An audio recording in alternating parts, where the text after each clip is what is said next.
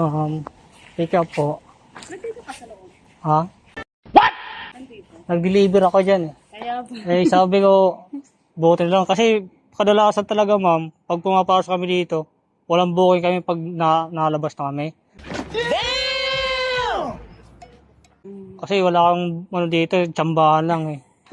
Sabi ko, nandito lang, bilis naman. Diyan lang ako sa may ano eh. Dito lang yung ano to, street na to. Opo. Thank you. Ma'am, shoutout ka muna. Nagbablog pala ako.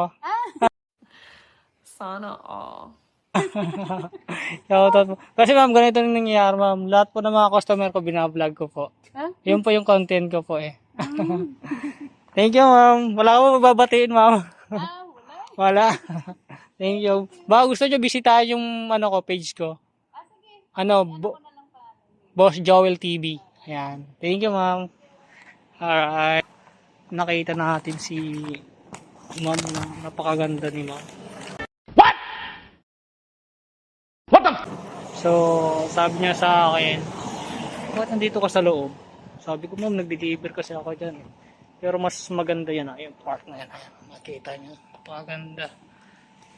So, nakuha natin yung booking natin dito sa loob ng Corinthian. So, dadali natin ng Las Piñas. So, nanginginig ako eh.